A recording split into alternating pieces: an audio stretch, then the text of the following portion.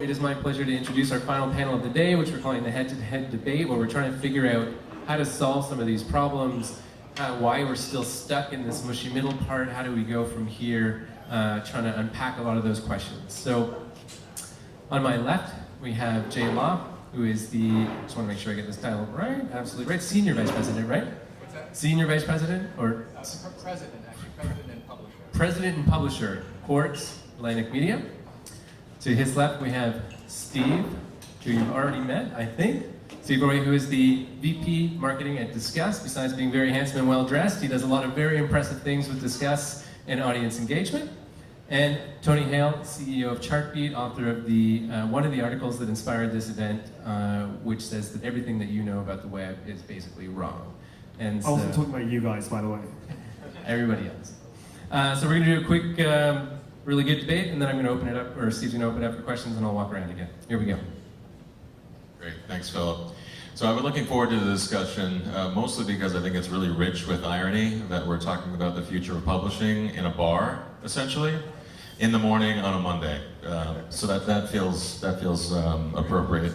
Very old school in some ways. So I actually want to start with a question about something that Fred Wilson said this morning that seemed to get people's attention, and he said that if he were, not the exact words, but if he controlled the internet, he would ban paywalls. So I'd love to start with some views on whether you agree or disagree about what Fred had to say. Fred is a very smart man who can be wrong. This is one of those times. Right now, the key thing that you're seeing with publishers is that they've gone from just chasing random traffic and trying to monetize that to actually building audiences and then monetizing them in a variety of ways. I found it in some ways quite amusing that we can have at the beginning of that conversation it being said that freemium is the model that works and then be told that it doesn't work for content. So, yeah.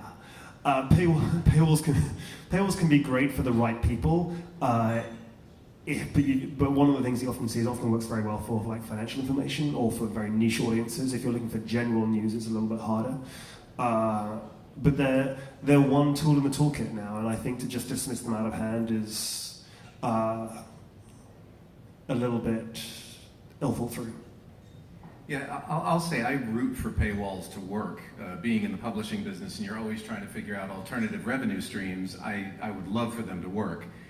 The way I might pose his point would be if I could go back 10 years and rethink the way we approach the web, I would establish paywalls.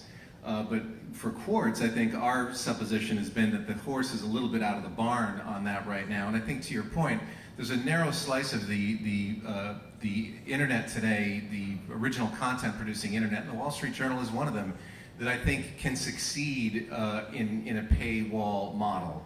If you're going to grow a brand new site in 2012, as we had tried to do, I think the idea is to create as little friction as possible to discovering and sharing and proliferating content on the web. And I think so. I think unfortunately you go back to the original creation, we didn't establish paywalls, we didn't establish that habit among consumers, and now the expectation is that everything will be free. I don't know how you, so I said the horse is out of the barn, let's use genie in the bottle. I don't know how you put the genie back in the bottle just yet, but I certainly root for the experiments that attempt that. So this whole morning has felt like a little bit of a throwback, simply because we've been talking about this issue for so long, and my question is, why are we still here? Why are we still here talking about this issue when I think there's general consensus, especially in a room like this, that the world of page views, counting circulations and impressions is not sustainable, but yet here we are, and we've all acknowledged that we are still somewhere in this no man's land between the two. Why are we here? What have been the blockers? Let's acknowledge some of those. So I think we've been talking about this for a while, but I don't know whether that conversation has reached a broader audience until relatively recently. And I do think that one of the things that you've started to hear, and particularly you heard it today, was the beginnings of a certain consensus, in that for a long time we've realized that page views, something which don't actually measure content at all, they measure the link to the content, are an inadequate measure. They've created a universe of abundance where we should be focusing on scarcity. And so we searched around for a long time for the thing that was going to be the new thing. And there was this immense attraction of the social web, of social shares and clicks and likes and retweets and all of these things that seemed to make sense to us as something real, as like propensity to recommend and so forth. And so two things happened at that point in time. The first thing was that people tried to kind of create a score around these things. They tried to kind of say, well, okay, I'm going to give this kind of weighting to shares and this kind of weighting to comments and so forth. And the problem with that, of course, was that you found the sites which had more comments than shares wanted to weight them differently, and the sites that had more shares than comments and so forth. And so we had difficulty coming up with a score on that front. And then we also realized, and there was some Chartbeat data that came out a little while ago about this, that there's actually no correlation whatsoever between social sharing and the amount of engagement an article gets. And so we've been trying to work this out for a long time. It's only been relatively recently that you've started to see a kind of common consensus emerging around like actual attention and time as a base. And I think that's kind of one of the most interesting things now, that you're actually starting to see some movement forward. But we've got tremendous challenges ahead though. I also think one of the reasons that we're still here is we haven't answered that question that was posed earlier, which 50% of my advertising works? And so there's this constant desire to find that one metric, whether it's time, whether it's attention, whether it is a click-through. And I just don't subscribe to the fact that there will ever be one metric that can be the defining metric by which you judge the success or failure of an ad campaign. There are too many nuances. There are varieties of target audiences, varieties of KPIs, behaviors you want to foster, and each of those might point to a different metric. And I think that's very difficult. I sympathize with the challenge of the advertisers, their agencies, the CMOs who have to translate what success means up the chain to a CFO, to a head of sales, to the CEO, to justify the spend they're making on advertising. It's a very, very difficult thing, but I think the truth is, the reason we're still wrestling with this is there's part of me that believes we're never going to answer which 50% works. Yeah, I think it's kind of interesting to me, because you're obviously right. The more nuanced we can be, the more different sources of metrics we can use to try and understand whether something performed or not, the better. The problem that we face is that, in general, when that goes across to the agency side, to the 22-year-old media buyer who made a deal, they've got a spreadsheet, and that spreadsheet has maybe 2 columns in. And so everything else goes out the window apart from impressions and click-through rate. And then we get screwed all over again. And so the challenge for us as well is to understand, yes, we have this broad range of metrics, and we should be looking at this broad range of metrics. But if we realize that in the end as well, what we're having to deal with is a spreadsheet with a limited number of columns, let's try and make sure that those columns contain something which is actually useful, that relates to whether the brand advertising actually works or not, and also ideally makes for a business model for quality on the web. That would be a good way to go. But isn't some of this just a product of advertisers having perhaps either misaligned or unrealistic expectations about what advertising can do? I mean, the question, as a former marketer that I would get, well, still a current marketer, at least I hope, was, well, how is this going to sell a product, right? And that's always not the case. That's not always going to be what a piece of content or an ad is going to do. So I'm curious, at Quartz, what are the metrics that advertisers look to you guys to judge the success of the campaigns that they run with you? Well, and that's what I was getting at earlier. I think it's a variety of things, and I think you're right. Somebody, again, I think it was the woman from the Wall Street Journal was pointing out, you'll go into, what I try to orient my team around is ask a lot of those questions up front, right? I think that that's a piece of the process that gets left on the table and ignored all the time. Understand what the advertiser wants up front so that you can optimize for that. So for example, I don't look at us as a direct response vehicle. Most of the advertising that runs on Quartz is designed to, is about branding and creating a perception of the brand. However, Harvard Business School, for example, runs with us, and all they wanted was pure lead gen. And they wanted us to have you click to the Harvard Business School site and then answer a, get this, 60 not page, but 60 line items to get to lead gen. We said 2 things. One is, no one's going to click through to go to your site, number 1. And how about actually, if in the ad unit itself, we had a two-field lead gen tool. We've generated over 2,000 leads for them in some short span of time. That's a very different thing than what Siemens or Chevron or Goldman Sachs or a lot of the bellwether companies that make up my bread and butter are trying to do. So understanding up front that metric matters to HBS. It doesn't matter at all to Siemens, based on what they're doing. So I think it's asking a lot of questions up front to understand what are they trying to achieve, and then I just don't believe there's the any one metric. Yes, things like impressions will matter. They are asking the questions that, the metrics that they seem to value most for me are sharing, and then the extrapolated reach of that sharing. Certainly, increasingly, things like video completion rates, if they're embedding video, and something that indicates time spent or engagement with a unit on site. But we put together wrap reports that have a minimum of 5 to 7 different sort of data points for them to look at. So you're both in different ways, on one hand, both very advanced thinkers in this space, but your philosophies are in some ways somewhat old-fashioned. You've talked about engaged time, which is a very well-known construct of buying advertising on television. It works. You can say what 30 seconds is, you know what 60 seconds is.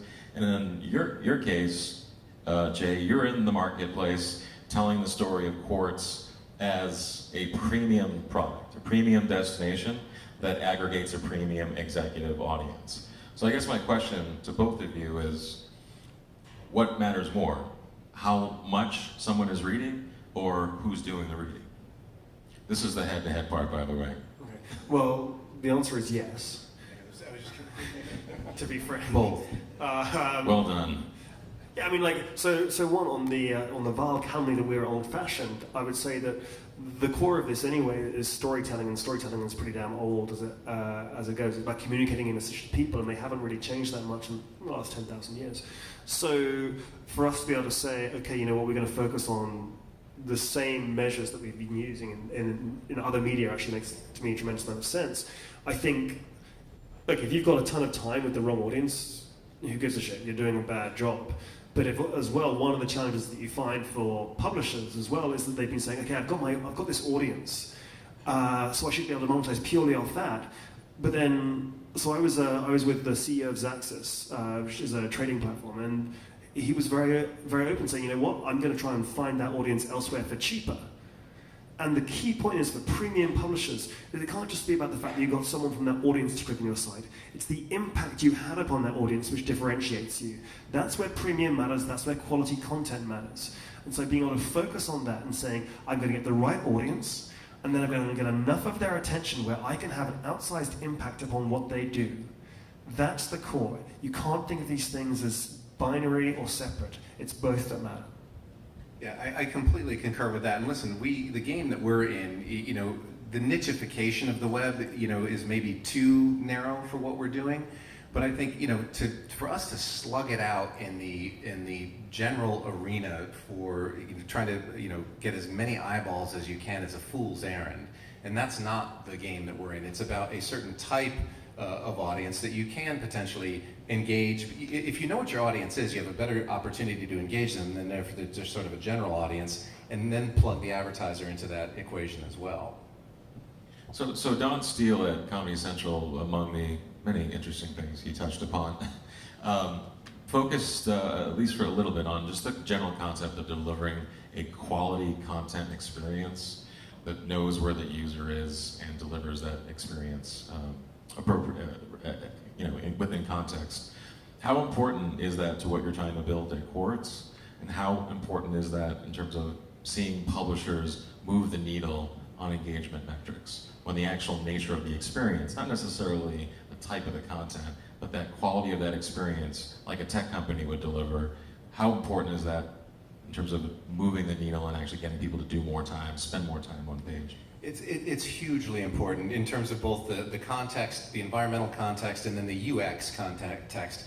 We spend a boatload of time at Quartz focused on that, on design with both a big D and a small d, and I think design matters. What is that user experience? Is it what they came there to do? Is it in the context of a piece they may be reading, or the reason they came in the first place? Does the advertising dovetail with that? That's critically important in the metrics and the data that we'll see in terms of these things, whether they're more likely to complete a video that they started or spend more time on that particular piece of content marketing. A lot of that has to do with context. I think it's critically important. So for publishers that you have worked with that have done that they Continue to work with. continue to work with, of course, who do create a more frictionless reading experience. Does that actually result in more time on page? Less? Because me as a reader, sometimes the publishers and the content providers that do the best job for me actually get me in and out of the content faster than others, because it's the nature of the content, the way it's written, and it's a trusted source. I don't have to think twice and 3 times about who this person is and who's delivering me the content. And this is actually one really important point, especially when people start to think about time, and they go, well, you know what, yeah, I've got this great service, we get in, we get out, and I've given them information, and you know what happens with that person? They come back. It's not about the amount of time in one visit that someone spends with you. It's about the total amount of attention you get across the month, across the quarter, whatever that is. Because whether that person is coming in and spending 10 minutes on one article, or they're coming back 16 times a day just to check in and get information, and then go, both of those have value. What does not have value is when you manage to persuade someone through a provocative link to get to your page, they do not get the kind of quality user experience they want, and then they bail and then they never come back. Because this is the big change here. We've been talking a lot about audience, and audience is someone who knows who you are, likes what you do, and comes back. That is the goal. Get that audience and then capture their attention. Then you actually have something that you can sell to premium advertisers. Great. So we are about less than 10 minutes away from 12:30, so I want to make sure we get some audience questions in. We're going to turn the mic over to Phil. Someone call bullshit, please. Come on. Let's get this going here. All right, great. Oh, sure. Thank you so much for coming. Not going to call bullshit, but I do have some questions. My name is Yvonne Liao. I'm with a venture capital startup called North Base Media. Talk about how different are mobile metrics in terms of measuring your audience versus the web metrics, and also maybe can you touch on video too, and how those engagement, you kind of touched on it in terms of completion rates, but if there's any other metrics that you are considering or we should be considering. Yeah, sure. I mean, I think certainly mobile metrics are different than they are on desktop. Some of them are harder to come by. Others, I think, as you were just saying, the behavior that you're looking for can be completely different. So you may not expect, although you may, that somebody is going to watch or is going to read a long form, piece on the phone if really what they're doing is, jumping in and out to get quick information. So in that instance, I might suggest to an advertiser that they do something that's more gamified. Maybe it's a polling unit. Maybe it is an infographic that you can interact with. So we do look at the behaviors that are different there. I think time spent is certainly a different. I think there's a different benchmark on mobile than there is on desktop, at least in what we're finding currently. So. I don't know if that answers your question, but they are two completely different things. I think most of us are still trying to figure out what's optimal on mobile. What drives me crazy, where I would call bullshit, is when you get one of us up here on this panel who sort of, defiantly, punches the podium and gives you a declarative statement on that. I think there's so many, there's so much changing ground in mobile that we're all still trying to figure that out. But I definitely would say we're measuring different things for mobile than we are on desktop. To make a declarative statement. So I think one of the interesting challenges with mobile is, just as with the web, there's also this temptation to kind of go after kind of new and cool metrics. And we actually saw this as an example with Twitter. Twitter put out there as kind of timeline refreshes was going to be the metric for its mobile usage. They put it out there to the market as the key metric they were going to use for engagement. And then they made the app better. They made it so you didn't have to refresh so often. They embedded the replies in there. And so engagement increased, but the metric that they had chosen, timeline refresh, actually decreased. And so you had a really tricky story to tell the market, even though you knew that your product was getting better. And so these things require thought as we go through. And there's the same thing in some ways with completion rates, okay? Is the completion rate on a 90-second video where you get maybe 80% if you're really, really lucky? What does that mean versus a completion rate on a video that's like 8 minutes long? Okay, is 50% of an 8-minute long video better than 80% of a 90-second video? So these things start to get really, really tricky to kind of work through. And this is kind of why I get that sometimes I can sound a little bit like the one ring to rule them all guy on this, but this is where, when I start with the fundamentals on this, I don't really care whether it's video, I don't care whether it's mobile, I don't care whether it's web. It's like, I'm going to go with the most scarce thing in the world, which is your attention. And think about, no matter where it is, what we're actually having to do to capture that attention.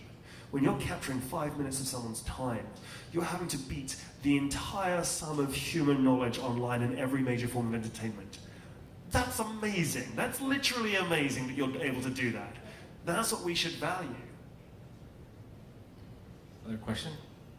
Yeah. Hi, Peter Minium from the IAB. I'm of two minds about engagement. On the one hand, I fundamentally think it's the thing that we should be measuring, and it's the IAB should do away with all its metrics and just stick with engagement. On the other hand, buyers don't give a shit. We've been at this for a long time, and what buyers want is audience delivery and a brand study. And when pushed on the importance of engagement, they say to people like Jay, well, that's his problem. That's an optimization tactic. Good luck with that. We're not going to pay for it.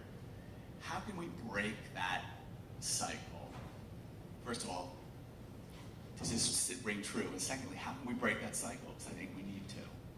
I mean, I think it's totally true. I mean, this is kind of one of the challenges we've had, is that you've had heuristics on the web that have been taken even from like the old days of magazines and so forth. I mean, like, for example, right now on most people's sites, the most expensive ad you can buy is that nice leaderboard ad right at the top, yeah?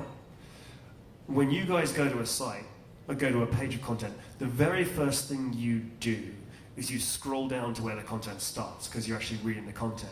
That thing actually gets probably less time in front of your face than almost any other ad. But because of heuristics we've taken from the days of paper, we're like, that's what's important.